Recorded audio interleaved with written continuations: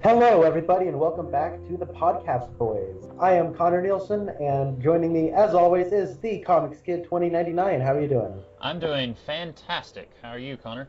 I'm doing all right. Today we are talking about Season 2, Episode 3 of Twin Peaks called The Man Behind the Glass. Comics Kid, you want to tell us about this episode? I do. Quite a bit of small stuff happens in this episode. Cooper, Al, and Harry find the letter B underneath Ronette Pulaski's finger while she's having a sort of seizure, and Cooper believes that it was placed there very recently. Donna meets with the reclusive Harold Smith from Laura Palmer's Meals on Wheels program, and he acts weird and creepy. Cooper, Al, and Harry do some investigations into Bob, but ultimately they have nothing on him. They don't have any information on him from any of the databases of the NSA or the FBI or anything like that. We are introduced to Dick Tremaine, Lucy's date. She is calling him to tell him that she's pregnant, and I think also in large part to make Andy jealous. He makes me wistful for the days when Andy had more screen time. Leland tells the police that he recognizes Bob from when he was a kid. He had a cabin next to Leland's grandparents, and Lucy tells Dick that she's pregnant. Dun dun dun. James and Maddie bond a little bit. Donna catches them and is upset. Blackie gives Audrey some heroin. The one-armed man is trying to sell some shoes to Harry when he sees a picture of Bob, and he seems to go through some kind of mental transformation, and then he takes a drug of some kind in the bathroom. Shelley refuses to testify against Leo, as per Bobby's advice in the previous episode, but Cooper tries to scare her by suggesting that Leo might wake up and terrorize her once again. Cooper and Ben talk about Audrey. Ben warns Cooper to stay away from Audrey. Also, there's a book about owls on the table behind Ben in that scene. I don't know if you saw that, but I saw it on the second or third viewing. There's just a little owl book there. Thought that was relevant somewhat. Jacques and Bernard Renault's brother Jean is working with Blackie as well as Blackie's sister Nancy. They plan to ransom Audrey to Ben as well as lure Cooper back to One-Eye Jack so that Jean can get his revenge. Nadine wakes up from her coma because she tried to take overdose on some pills at the end of the season 1 finale, but she has the mind of a high school student and she doesn't seem to realize that she is in her 40s or 50s. Harry and Coop hypnotize Dr. Jacoby to find out what he might remember about the night Jacques Renault was murdered. Donna drops off flowers at Laura's grave and rants about how much her own life sucks. Maddie and James kiss and Donna sees it. Maddie cries and Leland comforts her. And then he's arrested for the murder of Jacques Renault. Donna returns to Harry to talk about her problems because unloading on Laura's corpse wasn't enough for her, and she finds Laura's secret diary at his place. And that's about it. Connor, what did you think of this episode? I think this is probably the best episode of Season 2 thus far. Not really saying a whole lot. We're only 3 episodes in. The first episode was not very good, and the second episode was a marginal improvement. I think this is slowly getting a little bit better. We do get a lot of investigative stuff. We actually have Hawk this episode, which instantly makes it better than last episode. And I think that a lot of the investigations that's really cool here. And I feel like this season's really kind of starting to find its place and how it's a progression of season 1. It's getting weirder, but I do think some of the stuff we're trying to keep James and Donna relevant, especially, do just make you roll your eyes and just want to get back to the stuff that's interesting. Yeah, I did not like this one, but I think I should first mention you really hated the season 2 premiere, and when you were explaining to me why you hated it, I came to understand. But watching that episode, I didn't hate it as much as you did. It was one of those things where it was an hour and a half long, and it could have been just 45 minutes. And that was really my main problem with it, was that it was so dang long and it had so very little substance. But this one also doesn't have a lot of substance. Like, the whole time I was watching it, I felt like almost all of these subplots were just kind of treading water. Like, Audrey has been kidnapped by Blackie for 4 episodes now. She went to get a job at the One-Eye Jacks at the end of season 1. We're now at season 3 of season 2, and she's still there. And I'm just like looking at my watch saying, okay, when is she going to come back? Because we both like Audrey a lot, and right now we're missing a lot of characters that we really like. Catherine, she's not here. She's presumed dead. Audrey isn't here. She's usually a character who kind of is very proactive, doing a lot of stuff, and she's not here doing things. Al is here, but he doesn't get to do a whole lot. He has a few. Oh, no, he is awesome in the first couple of scenes. He's got some of. I wrote down a few lines that I liked, and he's got a couple of them for himself. Cooper is still here. If he was gone, then we'd really be in trouble. But like, There's this thing that used to be on the TV Tropes website. I don't know if it's still there or not, but it was called something to the effect of one line, no waiting, four lines, all waiting. And basically that just boils down to when you have a show with a whole lot of characters and they're all scattered all over the place doing their own thing, and then you're trying to give screen time to each of those characters, the more subplots that you're devoting time to, the less development each subplot can get, because you're having to divvy up a limited number of story time to each of those subplots. But if you only have one or two subplots, they can each have a lot more forward momentum. And that immediately came to my mind when I was rewatching this episode today, where I felt like not a whole lot is happening. We're introducing a lot of new stuff. Dick Tremaine, he's going to be a pretty big part, not a huge part, but he's going to be a recurring character in this season. He's introduced here. We're continuing a lot of subplots who've been going on for a few episodes. I feel like it's largely treading water. That's really the best thing that I could do to describe this episode, I think. But the more we talk about it, if you had some interesting insights, I might find myself changing my mind. I don't know. You did lift a veil on me, where some of the most entertaining characters from last season were Audrey and Catherine, and for all intents and purposes, both of them are absent. Yeah. Audrey is just drugged out of her mind, and I'll disagree with you about at least with the whole Blackie situation at One Eye Jacks. It is developing, if slowly. Okay. And I had some issues with that. Last episode, they found out that she was it the first episode they found out she was Audrey Horne. Then last episode something else happened, and then this episode now they're drugging her and they're going to hold her for ransom, and there's Jean Reno. There was some development there, and it's at least moving it along. If slowly, there's still some development. I don't think that is necessarily treading water. That is the most development that subplot has had in a few episodes, but for different reasons, I also didn't really like a lot of the stuff going on there, but we'll talk about that later. Yeah, and I do, you can definitely feel the absence of Catherine and Audrey. I do love the Ben Horne scene. I think there's some really good dialogue in this episode.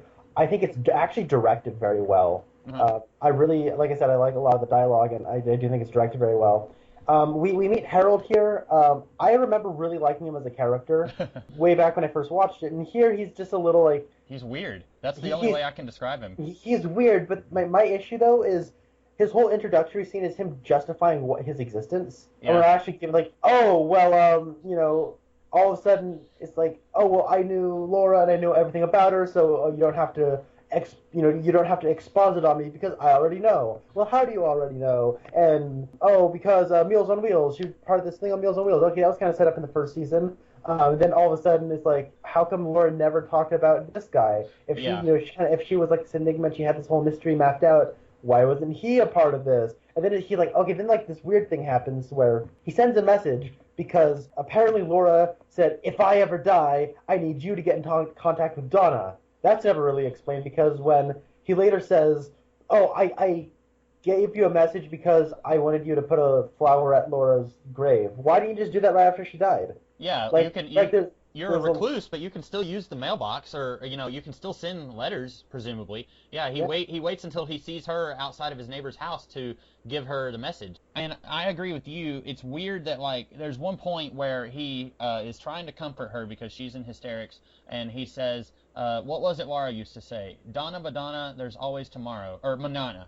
And she said, how did you know that she said that? And my thoughts exactly. There's no reason in the world that Laura Palmer would have told this weirdo her personal little secret code that she had with her best friend. And maybe it's because he has her diary at the end. Yeah, and that's something that this is the third time I've seen this episode. I watched it once over a year ago, and then I watched it a couple weeks ago, and then I watched it again today. And a couple weeks ago, I did not catch the diary that time, and I don't know how I missed it. But then this time I saw the diary, and I was like, oh yeah, I need to take note of that.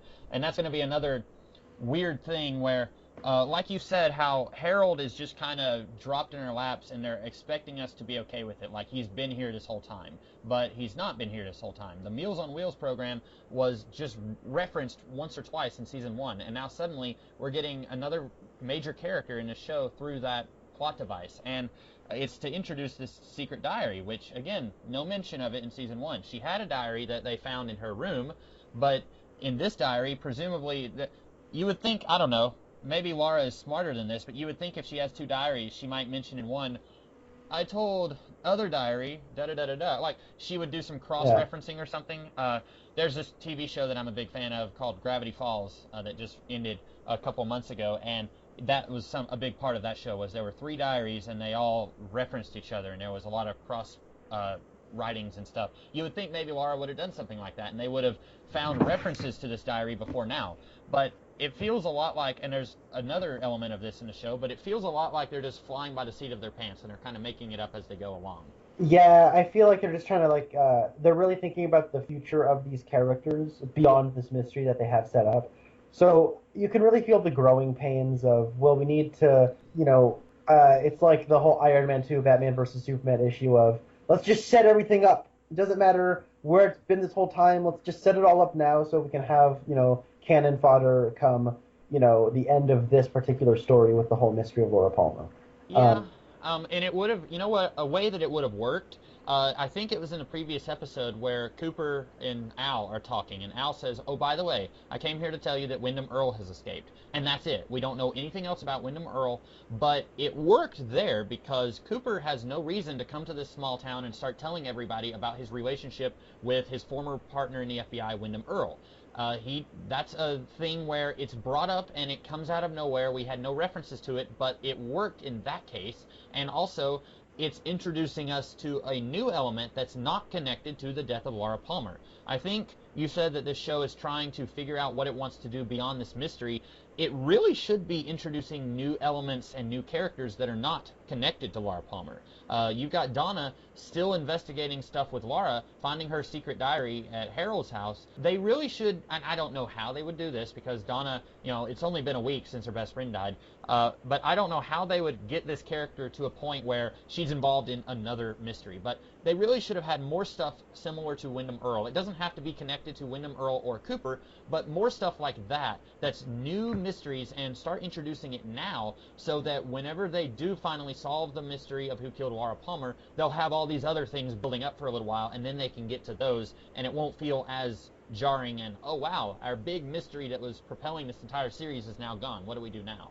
Yeah, I agree. And also in this, you know what? Just quickly, quick mention. You talk about. Didn't you say Gravity Falls was there was definitely some Twin Peaks influence? Yes, absolutely. Don't you think that's them kind of correcting the wrongs of the show by having the three diaries and having them reference each other and Yeah, giving us a little bit of a nod? Yeah, and it's one of those shows I don't think I could probably talk all day about Gravity Falls and how awesome it is. It has mystery elements too, and I feel like the mystery elements are pretty fantastic. There were people who had figured out the big twist over a year in advance, but I feel like that was because the seeding of foreshadowing was done so well, and then people were just really clever in figuring it out. But that I do agree, it's weird that this show is influential on that show, but then I'm using that show as an example about what this one should have done. Yeah. Well, yeah, I mean, storytelling builds on itself, so I think the stories that inspire other stories, those other stories can correct the flaws of those originals. Yeah. So, and I think if you're looking at this from a timeline, we're improving. That's a good thing. So, Right. I will say there are some things in this show that there's just some weird contradictory dialogue that comes right after what somebody just said. As I said earlier, there's I don't know, what did I say earlier? I don't recall. Anyways, but there's one instance I specifically remember where James is trying to talk to Cooper at the beginning, and then he says, no, listen to me. James, you need, I don't want to see you in here again. Talk to somebody. Talk to me. Now go home. Oh, yeah. It was really funny. We were talking about elements that are introduced that just kind of come out of nowhere and have never been referenced before. Another big one for me was Jean Reno. This is weird because we had the two other Renault brothers in season 1, and then they both died in season 1. There was never any mention of there being a third brother, and this one is different from those two because he's actually intelligent, where Jacques and Bernie were kind of idiots, and they were definitely just the hired muscle of a band of hired muscle. Yeah. All of them, those two and Leo, and Hank, really, none of them were ever struck me as being the brains of the operation. It was just a whole bunch of guys working together, and none of them were very smart or anything like that. Well, this guy seems to be a little bit more intelligent, and I'm going to ask you this question. Is there any reason that this guy had to be related to the Renault brothers? Because his motivation is, he wants revenge on Cooper. They're going to use Audrey to blackmail Ben Horne, and they're going to lure Cooper here so that he can have Cooper and Blackie can have the money, and then they're going to kill Audrey. My question is, okay, so they're presumably he wants revenge because Cooper brought Jacques in, and then Jacques died under his watch. Couldn't he have been connected to any of Cooper's other cases? Like, the Wyndham Earl thing is part of Cooper's past. What if this guy, maybe he's been tracking Cooper down for a year, and then he just happens to find out that Cooper is in Twin Peaks, and so he goes and he meets Blackie, and then he says, all right, there's this FBI agent, and I want him, and I'll help you get some money here, but I want the FBI agent. Like, I feel like this connecting this guy, who we've never seen or heard of before, to these other characters who were a part of Season 1, in a way, it kind of reminds me of how the Star Wars prequels would take all of these seemingly unconnected elements and then find a way to weave them in with each other. Like, Obi-Wan Kenobi mentions the Clone Wars, and then we find out in the prequels that Boba Fett is actually a clone. Or Anakin Skywalker built C-3PO, even though there was no reference to that previously. Like, adding another Renault brother just seems like, well, the Renault brothers were part of Season 1, and we've killed both of them off, so we want another Renault brother, so we're just going to say, here's another one. But it feels weird and forced to me, and I was just wondering, could his story have worked just as well if he was just a brand new character who wasn't connected to them? Well, the thing is, you're right. Like, you could have done it that way, but I don't think him being a Renault brother hurts anything. You need him to have a connection to Blackie, and One-Eye Jax, there's your connection. Who knows? Maybe even Jean Renault set up Jacques with that job. Like, fair enough. I think, and I don't think like it is like a prequelitis kind of a problem where it contradicts information that we already had or overcomplicates it. I don't think Jean Renault is really relevant, and I think because the show is kind of starting to become about legacy and things being related to other things, to have the actions of the Renaults being dead have a consequence of Jean Renault, like, I really like that. And you know what? And all of this wouldn't work if Jean Renault sucked, but Jean Renault is awesome. So that's true. I'm okay with that. You know what? He sounds like Benicio del Toro. Oh, yeah, he does. He's already awesome. Like, have you seen Sicario? No, I haven't. It's like, so there's this part where Benicio's just sitting at a table with this really big drug lord guy, and this is like the end of the movie, but he said, I'm not going to spoil anything, but he goes like, does your family speak English? And they're like, he's speaking in Spanish, but I'm just reading the subtitles, but the way he says English is so cool. It's like, does your family speak English? And he's sitting at the table with his family. And right. No, then we speak English. It's so cool. And like when he says, my name is Jean. Like, it sounded just like Benicio del Toro, and it was so awesome. That's a good point that, this show is taking actions that the characters took in Season 1 and says, okay, now here's a cause and effect situation where this happened and it leads to this. That's a good point. This wouldn't bother me as much if they had just hinted that there was a third brother in Season 1. It's another one of those things where, to me, it feels like they're just kind of making it up as they go along. If they had, since the Renault brothers were in Season 1, and it's not like they were a huge part. Jacques was in, I think, 3 episodes total. Bernie was in 1, and then there was a burlap sack with Bernie's corpse in another one. But that one's called Bernie. Yeah. But maybe if they had just said, oh, by the way, my brother got me this job, and now I can't go back because I'm wanted for murder or something like that, maybe that would have been made it a little better, I guess. There was another thing that I thought was weird about Blackie and their plan with Audrey. So she gets Blackie gives Audrey some heroin, and she says she's riding a white horse. What was the line of dialogue that she said? She's riding a white horse, just like her. Oh no, she said she won't want to. Just like her, she wouldn't want to come down, just like her father did to me. I don't get it. I don't remember this subplot ever going anywhere. And I think there was an episode of, it might have been the end of Season 1 or the beginning of this season, where the guy who works at Horne's department store, he finds Blackie and she's doing some drugs, and he mentions Ben Horne. But I don't know what the connection is here, and this is one of those things. Is it referenced later in the season? Is this followed up on? I can't remember. You have to remember, I didn't watch very much after this, but I remember, doesn't Jerry Horne give her like some coke? And he like kind of strings her out on it, and he's like, all right, here you go. And he gives her a little bit, just like, you bastard. And like... Yeah, that might have been it, because I remember there was somebody who gave her some drugs and was kind of like being a little rough with her. And I thought it was the Horns department store guy. It might have been Jerry. It But was Jerry. okay. I always remember Jerry. He's awesome. Yeah, and he's another one who's been absent for a few episodes. You know though, like we had that little. You said that, like, you know what? I feel like in one episode Jerry's in Twin Peaks, the next episode he's in like Chile or something. Right. Yeah. Like you hear that scene where Cooper and Ben talk to each other. You hear like Ben talking on the phone. He goes, "Fix this, Jerry." Okay, bye. And then he hangs up and starts talking. So it's like, I feel like, Jerry is still around in this world, but he's probably, hanging out in France doing something. Yeah, and so the Blackie thing, I just feel like it's like they're trying to give motivations to her, but again, it feels like it came after the fact. Like they weren't really sure what they were going to do with Audrey, and then they came up with this idea, let's have her stay at One-Eyed Jack's for like 4 or 5 episodes, so we need a reason to keep her there. Okay, Blackie's going to kidnap her. And then they're like, well, why does she do that? And then they're trying to figure it out, and there's some sort of backstory here, but like you said, you haven't finished season 2 yet. This is only the second time you're watching these episodes, and you haven't even watched the whole season.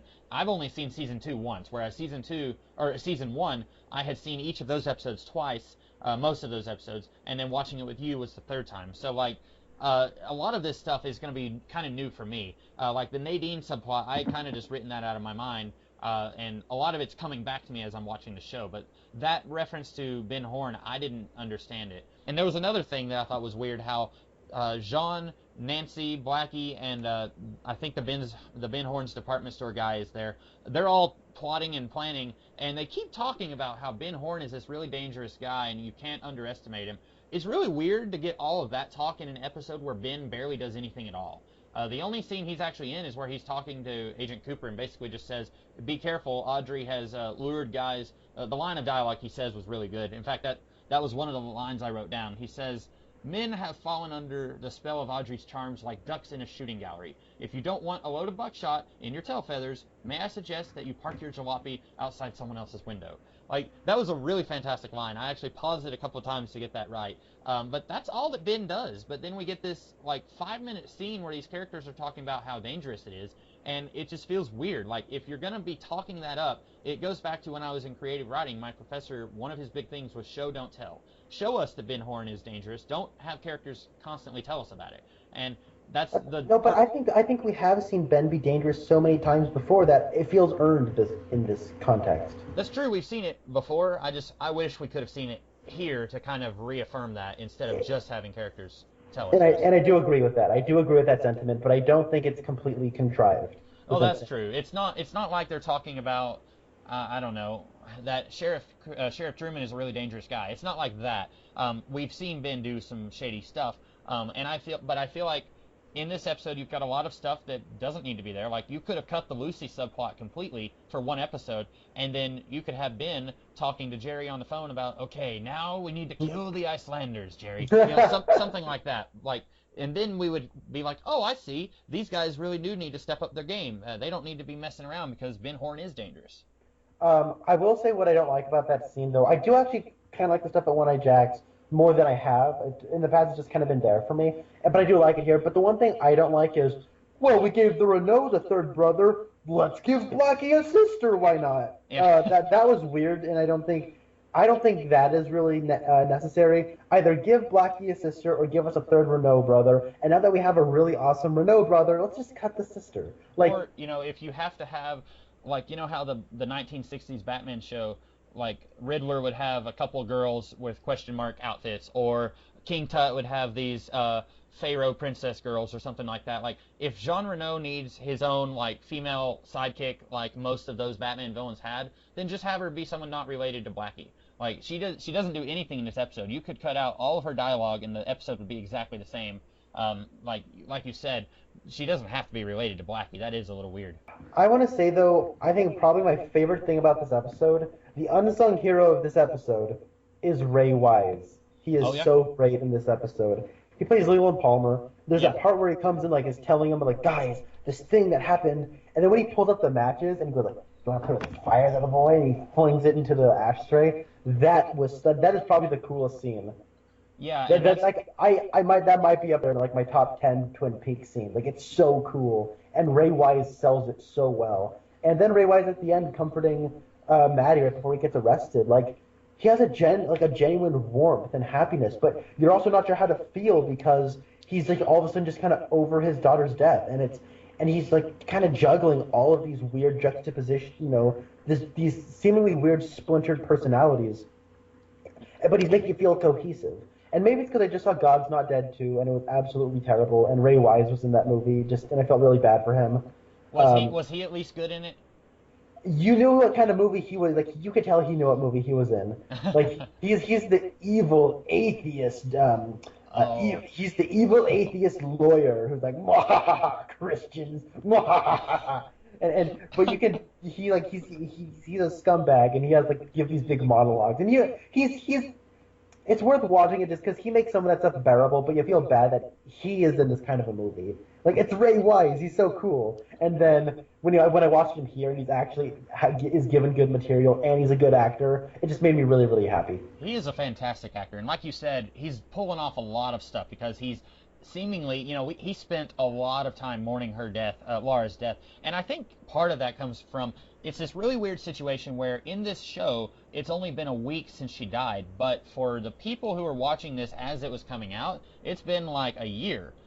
Season one would have been 8 weeks, and then however many months it was in between the end of season one and the beginning of season two. So it would have been a really long time for the in between the death of Laura Palmer and now. So I imagine the people making the show just said, okay, we've got to give him something different to do. He can't just keep crying into his blanket and whining about this. And like not to be insensitive because in the show it's only been a week, but the people watching and probably the people making the show were probably getting sick and tired of that, and they wanted to give him something different to do, and he pulls it off. Like he's intense whenever he's telling the story about Bob. He's got this very fatherly love for Maddie whenever he's comforting her, and then we've also seen him pull off this very real emotion whenever he finds out his daughter's dead, and he's dealing with all of that.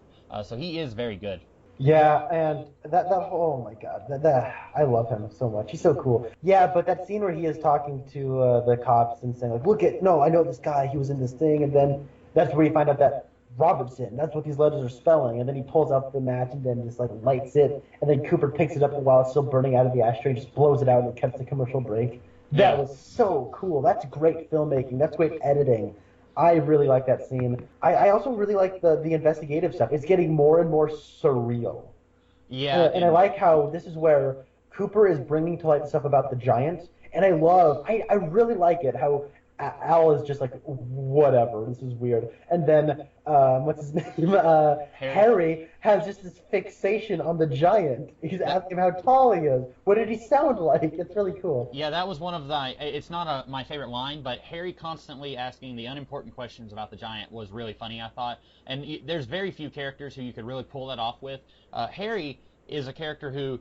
I'm trying to think of a nice way to say it. He's not as stupid as Andy, but he's also not a mental giant. Like he's just kind of there. He's very bland. And Michael Ontkeen, it's not his fault. The character of Harry himself is just kind of your all-American white bread sheriff. Like there's nothing going on there with him. And so any other character, like if it had been Hawk or Donna's dad, like any of these other characters would not have been able to have pulled off this fascination with a giant. Like we've heard a lot of weird stuff here. Like Harry didn't seem this fixated on the idea of the red room, but here he's like, well, what did it have a booming voice? And then Hawk. I don't know what your God bless you Hawk moment is, but for me, the God bless you Hawk moment was when he said, "I believe the roof of the Great Northern Hotel is 10 feet tall," and Harry says, "At least." Like I just thought all that was really funny. Yeah, I agree. Yeah, Harry's a simple man, and I think the only thing like really character-wise Harry has in this, besides just having a fixation on a giant, is we are threatened that Josie will be back soon, and I can't wait. and It's been things have been dull around here. I'm eager to hear your scathing remarks. Well, and we did get for for we have been getting that sinister Asian man like in the scene where Cooper and Ben were talking. He's like sitting behind Cooper, just looking over his newspaper. I don't know if you've seen the movie Doctor Horrible or the I web have movie not. Doctor Horrible. There's this one part where I don't know if I'm spoiling it or not, but Doctor I Horrible. haven't seen it. Okay, I'll try to keep it very spoiler free, but Dr. Horrible, he's got this crush on this girl, and then she's on a date with this superhero, and Dr. Horrible is working at the soup kitchen with this big fake mustache, like just staring daggers at them, and like he's taking soup and he's like missing soup bowls, pouring it because he's looking at them. This guy kind of reminded me of that. Like, we're supposed to be paying attention to Cooper and Ben, but then because I had seen this already fairly recently, I was looking at other things. That's how I noticed the owl book on the table. And then I saw this guy just like staring at them over his newspaper. And I don't think he said a word. Or if he has, it's been Japanese. Like, I don't think he's said anything in English yet. I remember he was on the phone talking to somebody. I can't remember. Like, he was very mysterious. Right. And in the credits, I think they're just crediting him as Asian Man.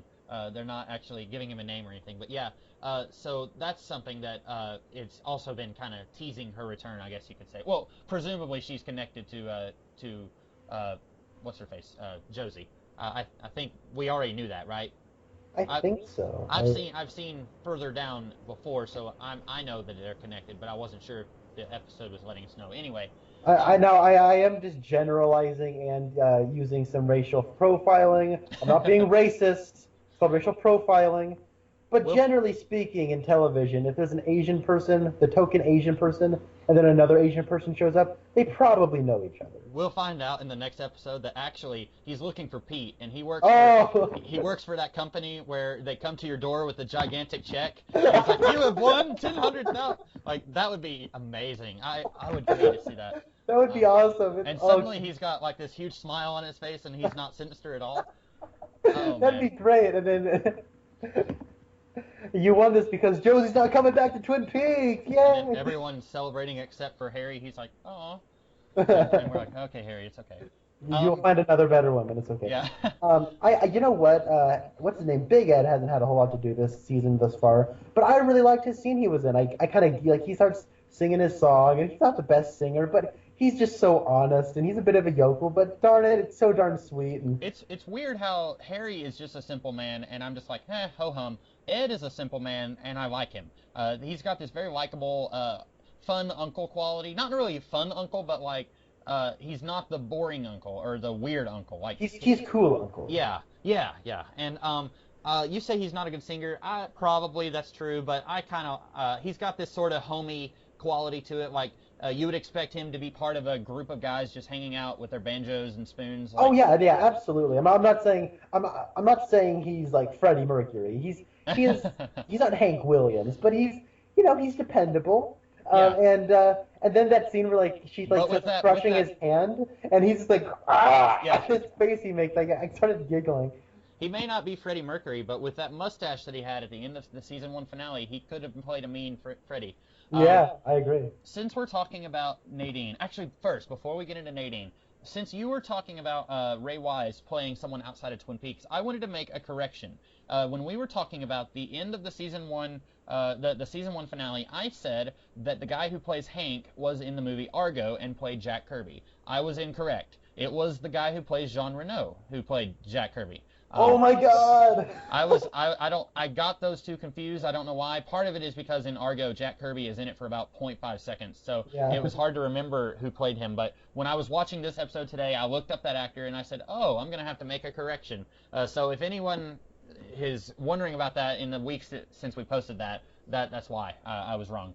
Now, did you say the guy? You made the mistake. You said the guy who played Hank. I said that Hank played Jack Kirby, but I was incorrect. That's funny because I remember watching this, and then there's a part where Jean is like in profile. Uh-huh. And I was like, man, he kind of looks like Hank. Yeah. He's really starting to look like Hank. And they both kind of favor each other. They're both sinister, and well, Hank is got more of a charming quality to him than Jean does, but they both kind of got that same light blonde hair, kind of lightish blonde.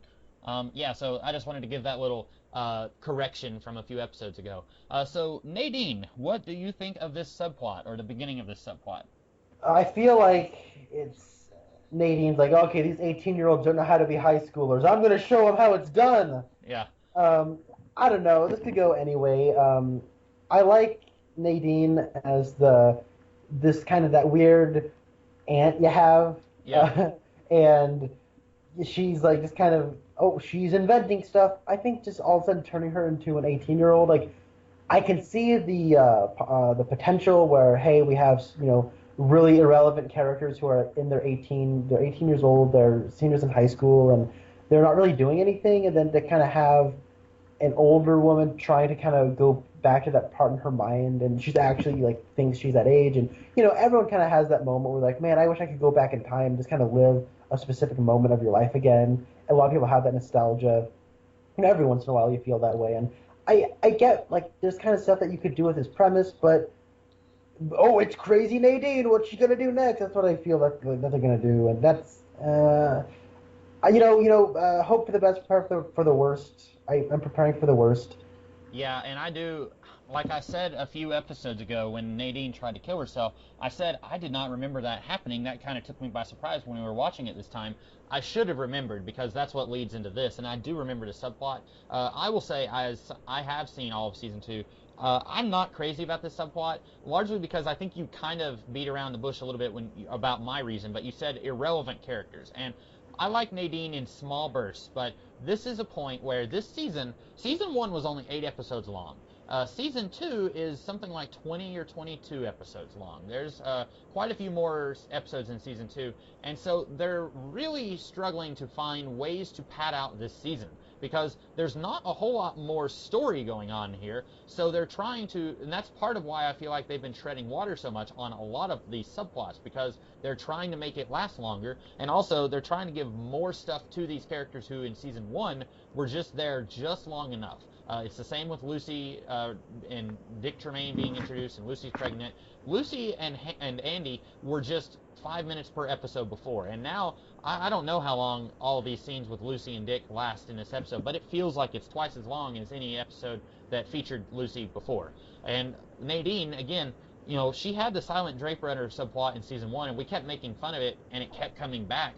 But it's not like we actually spent time every episode watching her put it together. Like this, we're actually going to be spending a lot more time with her, where she's going to want to, go back to high school and revisit that point of her life. And strangely enough, she doesn't seem to notice that Ed is in his 40s or 50s, and she doesn't seem to understand that Ed has a nephew who's kind of her nephew by marriage, and it's going to be one of those things where I just feel like it's there just to give these characters something to do. I agree with that. That is a good point. Like that did cross my mind. Like, well, she knows it's Ed. Does she not know that it's right? Does she not recognize how much older he is? There is some fun stuff that comes from this subplot, and I don't know. See, I don't remember. Did you ever say what point you stopped watching in Season 2? Right after they solved the mystery. No, not right after they solved the mystery. Right after I found out who the killer is. Okay, and which we are still, for people listening to our podcast, we're keeping that spoiler-free, although probably anyone listening to this podcast probably knows, but we're still keeping it spoiler-free. But so I'm not sure how far the Nadine subplot got by the time you stopped watching, but there is some funny stuff that comes from it, but I would say for the amount of screen time this subplot gets, just getting a couple of funny scenes isn't worth it. But I'll let you know how I feel about those scenes as we get to them. All right. Let's talk about Dick Tremaine. I will say that I love the introductory scene because it also just happens to be my God bless you, Hawk moment of the week. God bless you, Hawk, keeping the secretary safe, coming up with words on the spot. You're the man. God bless you, Hawk. And what was it? She was coming up with words for RBT? Was that it? Robot. And he's like just staring him down, being cool, being all Hawk. Oh, God bless you, Hawk. And then what I liked about that was when Dick comes in and he introduces himself, and Hawk is just instantly, he has to be loyal to his buddy Hank, or not Hank. He's probably friends with Hank. He's probably high-fived Hank also, but he's got to be loyal to his buddy Andy. And so he just kind of looks at him and then just walks away. I like that, yeah. I had forgotten about that scene. And I thought that was actually a good Lucy scene. That's the kind of Lucy stuff we got in Season 1, where she's just coming up with where, like, Cooper goes, how we doing, Lucy? 75, 76, 77? Like, if she does a little Scrabble out, like, that's a good Lucy moment. And then it just keeps going, and then we get the scene where they're at the Double R, and do you get it? Dick's a very pompous guy. Do you get it? We couldn't get Pierce Brosnan, but we got discount Pierce Brosnan. I get it, and they just like, oh, look how snooty he is. Don't you wish Andy were with her? I really do. And I mean, I can't even, like, I've said before that I don't really care about the Andy and Lucy stuff, but man, this guy makes me miss Andy. And I'm looking at his Internet Movie Database. He's been in a whole bunch of soap operas before. He was in The Bold and the Beautiful, and Days of Our Lives, and General Hospital. And he did a voice on Justice League. I've recently been watching the Justice League cartoon again. I got it on DVD. I know it's on Netflix, but I wanted it on DVD. And he played the Ultra Humanite. Oh, really? Which is fun because I like the Ultra Humanite, but Dick Tremaine, I don't know why. Like I think part of it is once again like they're trying to find ways to pad out these episodes in this season. So they introduced Dick Tremaine and they introduced Harold, and Dick Tremaine's going to be hanging out for a while, and he is never going to be integral to any of the main stories. He's just here to kind of create a love triangle, or not really a love triangle, but kind of a complication in the love interests of Lucy and Andy. And it's just there to to talk about TV tropes once again. They used to have a trope, and I don't remember if it's called this now. It used to be called the Paulo, because on Friends there was this time where Ross, he was wanting to tell Rachel about his feelings for her, and then she meets this Italian guy named Paulo, and he's her new love interest. It's basically the character who's introduced specifically to be an obstacle to someone else and to these two characters getting together. And that's really all that he is. And, he could be a fine actor. I liked him as the Ultra Humanite, but I don't really like him here. Yeah, I mean, and I think he's just doing what he can with the material. He's given, can you imagine the direction? Just be snooty. Yeah. Well, I don't really have a lot to work with there, but okay. Okay, I'll just... look at my nipples. Yeah, he's in this picture I'm looking at, he's smiling, and it looks like this smile is just frozen on his face. Like, he's got that weird, that kind of perpetual smile all the time. Like Jack Nicholson's Joker. Yeah. And he does a thing for Lucy's character. I will say, although I said that he doesn't serve any purpose other than to be an obstacle, he makes Lucy seem more intelligent. Because Lucy and Andy always kind of seemed like they were on par with each other, and Andy will, I guess I'm showing my hand a little bit, but in future episodes, Andy will continue to kind of be the lovable idiot, but every time Lucy and Dick are on screen together, she always seems like she's, like, taken a genius pill or something right before she starts talking with him, because she is so much, like, above him intellectually, it seems like. Like, she's always kind of like, oh, Dick, you're such an idiot. Even though, like, when she's with Andy and when she's with everyone else, she's kind of just clumsy. Not really physically clumsy, but, like, always tripping over her words and stuff. Like, that goes away when she's with Dick, and it's strange what that does for her character. Yeah, no, I think I really agree with that. Let's just get into it. I think this episode had quite a bit of laughs for me. I like some of the witty dialogue, but easily the funniest thing about this movie was this episode was James's freak out. I could not stop laughing. When he why? He went into a subsonic scream that only dogs could hear. Whenever, like, it was, I was curious if they brought, because you remember whenever he and Donna and Maddie were singing that song for no reason, and I was dead certain that he had a woman voicing him, and I could never find who did the voice of James's singing voice, but I was almost thinking that they brought back James's singing voice to scream for him. And when he sees Donna, he's like, okay, first off, Donna's acting completely insufferable in this episode, but more on her later. Yeah. What happens is, like, wait, Donna, and he goes, and he, like, just smashes the stuff off of the desk and just, like, runs on out. Instead of just getting on his motorcycle to chase her down, Donna! And then he turns around and dramatically goes, why? It's so funny. Like, I feel bad for this actor. He's doing what he can, but... like, I don't like this character, and that was just more funny than anything. Yeah, and definitely I don't like Donna or James, but I have been, I think maybe the nicest thing I could have ever said about these two was that I like the idea of you've got this trio of friends. You've got James and Laura, who are secretly a couple, and then Laura and Donna, who are best friends. And then I'm assuming if we saw a prequel series where Laura was still alive, that Donna and James wouldn't really talk to each other that much, that they would just kind of be the only reason they're hanging out is because they have a mutual friend. And I liked the idea of once Laura is out of the picture that they couple off together. Yeah. In concept, it's fantastic. It's something that I could very easily see happening. in execution, these characters are boring and uninteresting, and they never do anything. They're supposed to be the ones who are investigating the murder of Laura Palmer, and they didn't really do any of that in season 1 until the last episode. And now they're not investigating anymore because the police told them not to. And so James, the only thing that he does that's proactive is make moves on Maddie. And I like Maddie. She seems very sweet and innocent, which is a really good diametric opposite to Laura. And this actress, she plays Maddie very well. What little we've seen of her as Laura, she plays that very well because she's, very unhinged and a little bit of a wild child. And then Maddie is just the complete opposite, and she does a good job playing that. And I feel so bad for Maddie because she's getting these visions of this crazy werewolf man attacking her, and she kind of has a thing for this bad boy James, but she doesn't really want to make a move because she wants to respect her blossoming friendship with Donna, and I feel bad for her, but at the same time, I do not like this relationship between James and Maddie because James knows Donna, and so I can buy their relationship because he came to know her over a period of time. He doesn't know Maddie from Adam. Like, she's been here for 5 days, maybe? She came in the middle of season 1. I still have no idea what she's still doing here. The funeral was like a week ago. She could have gone back home by now. But he doesn't know anything about her. The only reason that he's making the moves on her is because she looks like Laura. And that makes me like James a lot less. And I already wasn't crazy about him. Yeah, I completely agree with that. Do you want to talk about why Donna sucks? Yes.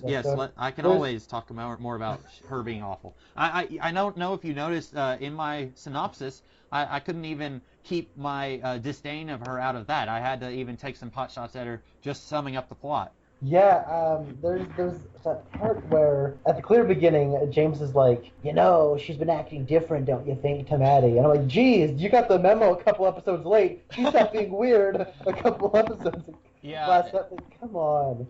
And I think maybe it's just because he hasn't had a chance to talk to anyone about this. Like, when she was smoking and she was biting his lip and acting like she wanted to have sex through the prison bars, and then since then, he's only talked to Maddie and Donna, and they've gone on their little stakeout, and now this is probably, like, the first chance he's gotten to talk to someone about that, and he's just like, hey, this has been on my mind for a few days. That was really weird what happened. What do you think? And Maddie's like, oh, I don't know. You know her better than I do.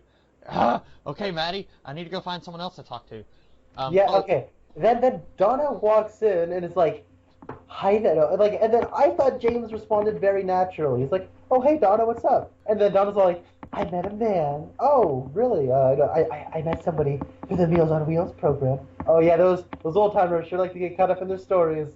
He's like, no, he was young and bright and smart and charming and no one else like I've ever known. And he's like, what's that supposed to mean? Like, geez, you're being a total tool all of a sudden. Yeah. Why don't you just hold hands and figure it out? And she leaves, and it's like, geez, like, he obviously looked distressed, and somebody's just comforting him. Like, okay, maybe, like, holding hands is a little much. You could always just talk to Maddie, be like, can he not touch his hand? To kind of, like, I don't know, like, any reasonable person would have done that. They would have been like, hey, look that's, I don't really like you doing that. It's a little much. Fine, I get that. But no, not for Donna. She's got to flip out and call, like, and make a scene at the Double R, and then, like, poor people who have to eat at the Double R. There's 2 freakouts in this episode. And then, I was really thinking, because Lucy, like, screams, I'm pregnant, and then it immediately cuts to James and Maddie, and I was really wishing that, like, we could have seen James, like, looking over his shoulder and then turning around to Maddie and saying, oh my goodness, did you just hear that? Lucy is pregnant? I can't wait to tell Donna. Like, I really wish that we could have seen his reaction to that and let that be a segue into their scene. But for all we know, it was like 30 minutes later, their scene. But I thought that would have been funny. But yeah. Like you said, poor non-playable characters who are here, or maybe this is their entertainment. Like, this is even better than Invitation to Love. Like, guys, you will not believe this. That one high school girl, she freaked out on her boy toy, and also Lucy, who works at the sheriff's office, is pregnant. And we don't know who the father is. This is better than TV. Yeah, Invitation to Love has been seen in a couple of episodes. What do you know? There's also there's this super contrived scene, and it kind of reminded me of that scene with Under the Gazebo from a couple episodes back, where he's talking like, my mom, she's a tramp. Oh no. And then he's all acting angsty, and she's like, it's okay, James. And by she, I mean Donna. And then now he's like, we never saw his mom. Stop acting like she's a character. He just shows up. He's like, my mom showed back, and she's all strung out. It's like, why didn't we see this? We need to see this affecting you, James. Don't just talk about it. And you know what? I bet you, just to make him more morally reprehensible, he's making up his mom just to get with girls. Yeah, that would be that's something that you would see on How I Met Your Mother, the James Hurley. That's like one of the pages in the book. Yeah. I will say I will give him just a little bit of leeway, and let's mark the record here. I am giving James Hurley a little bit of leeway. He needs to just get out of the house. Like, his mom is back, and if she does exist, and if she is a horrible human being, then he's like, you know what, I just gotta leave. And he just goes to, not Laura, he goes to, well, where is this, that they start, kissing on each other? Is it at Donna's place, or is it where, Maddie is? It's where Maddie's staying. Yeah, because Ray Wise comes down the stairs. Yeah, so that's weird that he didn't immediately go to Donna's place to get comfort, but never mind. You know what? Strike the record. I am not giving leeway to James Hurley, because I was gonna say his terrible mom is in town. He just has to get away from her, and he needs to talk to somebody. But then he goes to Maddie instead of his girlfriend. So James, you are awful. You are as bad as your mom, and we've never even seen your mom. I'm telling you, she's made up. He's just doing it to get with girls. He goes straight to this gazebo, so romantic. Oh, my mama. I just want to tell you about her. And then now it's all, there's obviously holes in my theory because he talked to Hank about it. He talked to Ed about it in the very first episode. Mm-hmm. But that's a pilot. Ed is being his wingman. That is entirely true. He's corroborating his story to help him get laid. Hey, what else are uncles for, right? Right. Especially this uncle. And now that Ed's wife is going to be going back to high school, like, he's going to have a lot of free time on his hands to help James. So I do feel like it's a little weird. Well, like you said, in the first scene where Donna is yelling at James, she is being very insufferable. In the second scene, I think that her reaction is a little bit more understandable. Because it is. They're straight up kissing, and these two, James and Donna, have only been dating a week. About season 1 was like 8 episodes long, and their first kiss was in the first episode. So they've only been together a week, and already James is moving on. Like, this is another one of those things where in a lot of TV shows, you'll have characters be dating, and then they'll try to shake things up. It's like, okay, we're going to have these two characters break up because they've been together too long, or we're going to kill a character because they've been together too long, or we're going to introduce somebody who's going to be cheating on one of them, or something like that. Like, you constantly have to do things to kind of shake up the relationships and stuff. And that's another situation where this show happening in a really weird time frame where for the audience it's been like a year, but for the characters it's been a week. That makes this relationship between these two very awkward because the audience is probably getting tired of it by now, and they're wanting to see these characters go off and do different things, but for the characters it's just been a week since they got together in the first place, which they're high schoolers, so that's to be expected, I guess. Yeah. What do you think about that scene at the grave? That's stupid. I hate it. Okay, here's the thing.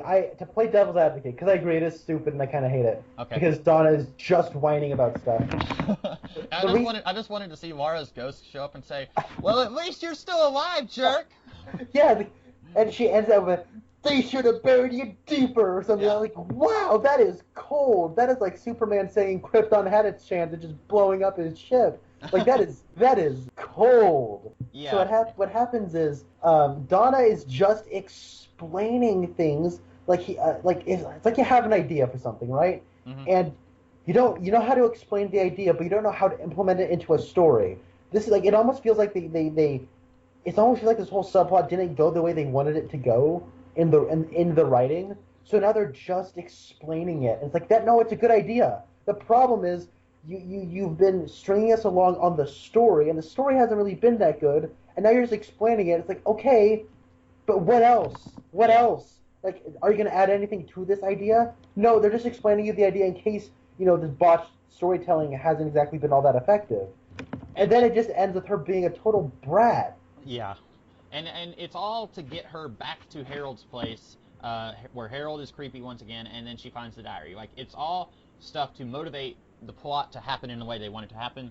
And here's another reason I don't like it. So she is talking about how You've been dead a week and a half, and all your problems are still here. Come on, Lara. We're still having to deal with your crap. It's only been a week, Donna. Yeah. I'm going to keep saying this because it keeps being relevant, but a week after someone dies, a lot of people are still going to be dealing with the aftermath. If I'm a tax collector or whatever, and then I die, then my fellow tax collectors are going to have to be dealing with the aftermath. Okay, where did he put that form? Or where is this? Did he finish that tax collection over there? Like, there's still going to be some aftermath. And Lara was a really complicated individual, so there's definitely going to be some aftermath. And here's another thing, okay? So she says that all of your problems, it's like they didn't bury you deep enough. We're still dealing with your problems. What problems? Here's the problems that Donna is dealing with. Her boyfriend is a slut, and he is kissing on Lara's cousin.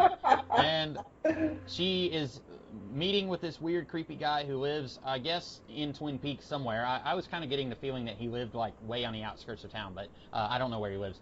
And that's it. And then James, Donna, and Maddie made a guy have a heart attack. Or so they think. They don't know about the guy who is attacking Dr. Jacoby. Those are the only problems that Donna has been dealing with. How is any of that Lara's fault?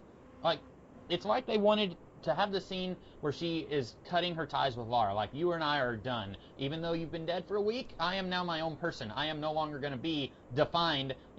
Her defining characteristic has always been either Lara's best friend or James's girlfriend. She doesn't really have her own character. And it's like they're trying to cut her ties to Lara so that she can be her own character, and they're cutting her ties to James via him kissing on Maddie. The problem is, like, she's saying that they're still dealing with Lara's problems, but I don't see any of that. All I see are them dealing with their own problems. Exactly. Yeah. Yeah, that scene. And when I was watching this episode a second time, I just fast-forwarded right through that scene. I was like, I am not dealing with that again.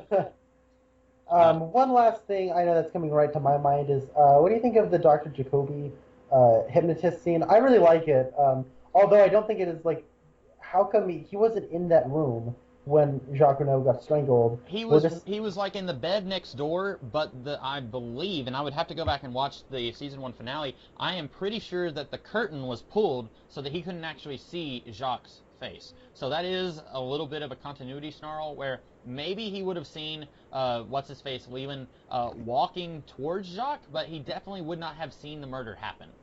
And I do think this confirms that remember in season 1, like when they were trying to pulling that thing on Dr. Jacoby so they could sneak inside of his studio? Yeah. And do you remember how like there was some unknown man who was also watching? Right, yeah. I think this ultimately confirms that was in fact Leland, because I remember in that episode, Maddie sneaks out of the house and Leland is sitting in the living room and just watches her leave. Right. And then now we have this point of view shot of, and so yeah.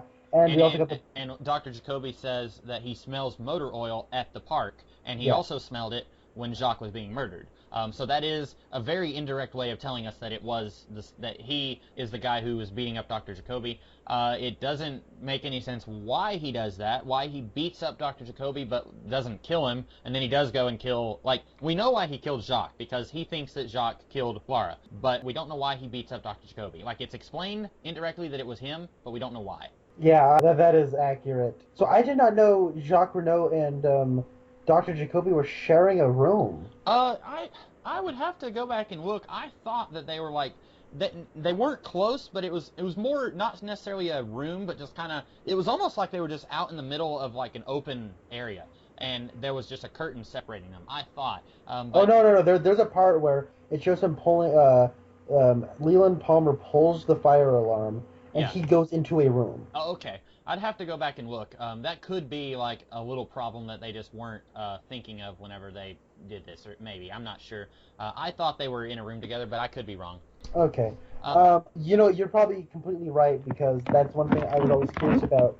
And I was like, they were all kind of curious about Dr. Jacoby. Like, did you kill him? He's like, no, I didn't, I swear. I'm like, okay. So I guess he must have shared a room. That's the only real conclusion I think that makes any sense. But I really like that scene overall. I like how weird it is. I like Dr. Jacoby. I think he's kind of weird and wacky, but he's kind of like a total laid-back stoner hippie guy. If he practiced medicine, and I don't know, it kind of works for me. And I like how he has this Hawaiian wife who's just giving him a massage, and then like Harry has to hold up like some rock at a certain way, and then like They just like shrug their shoulders, and he actually starts Yeah. nodding off when Cooper is reading the little thing off the paper. And it's Harry, and then he goes, "Huh?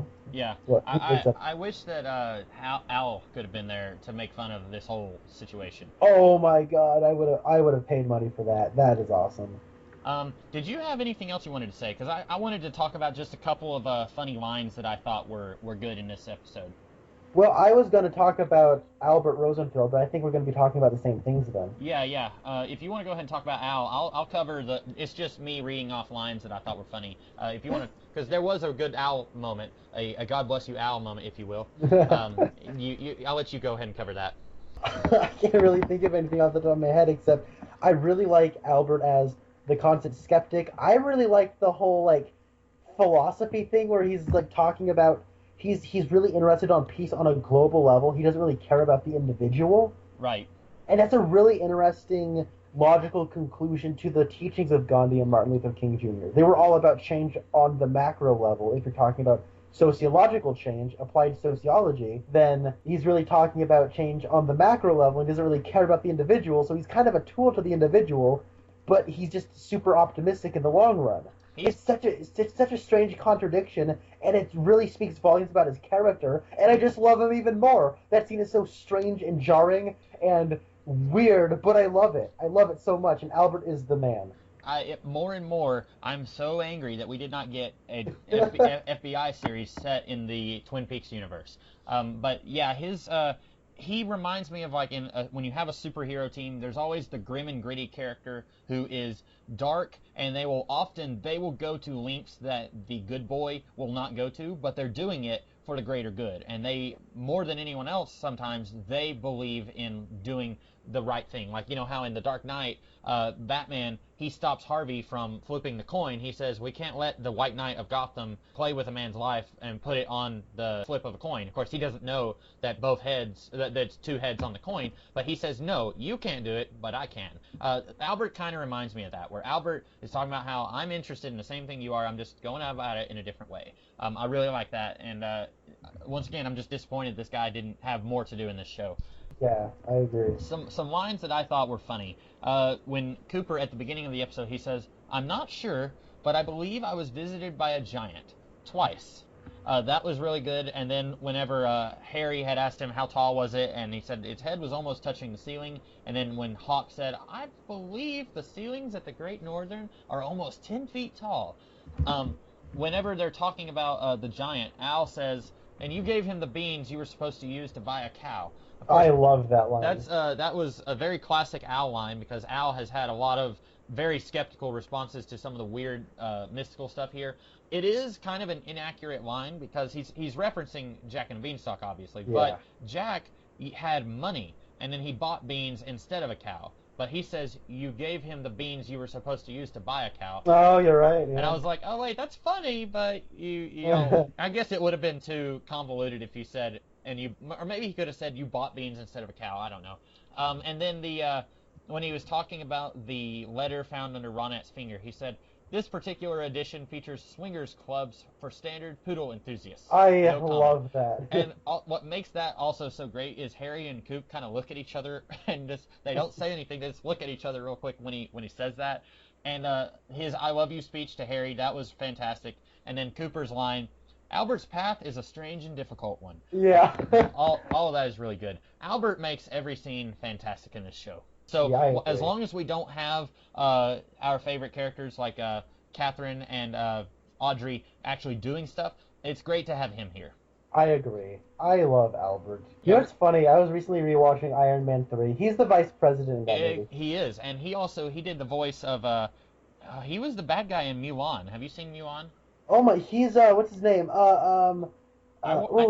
I think he's the bad guy. Let me look him up. Hun. He's the Hun. Yeah, okay, he is Miguel Ferrer, and he was also, I don't know if you've ever seen it, but there was a, 5-night miniseries of Stephen King's The Stand, and he was one of the somewhat bad guys in that movie. Let me double check here. Oh, sweet. And it looks like he is going to be in the 2017 Twin Peaks series. Yeah, that's makes my day. He was in The Stand from 1994. That was the first thing I ever saw him in. But yeah, he's been in several things. Most of the time, he's just kind of not a lead character, but he's kind of there. He's not quite like a minor character actor, but he's not quite lead actor material either. Like in Iron Man 3, he has speaking roles and he's part of the plot, but he's not like the main character. So that was all I had to say. Did you have anything else you wanted to add? I did not, except if you listening like this, be sure to comment and give us a like, and thank you guys very much for listening to this week's installment of the Podcast Boys, talking about Season 2, Episode 3, The Man Behind the Glass. Next time we're going to be talking about Season 2, Episode 4, Laura Palmer's Secret Diary, or The Secret Diary of Laura Palmer. I can't remember what the episode title is. It's one of those. Anyway, thank you guys very much for watching. I'm Connor Nielsen. Bye-bye. And I'm the Comics Kid 2099. See you guys later.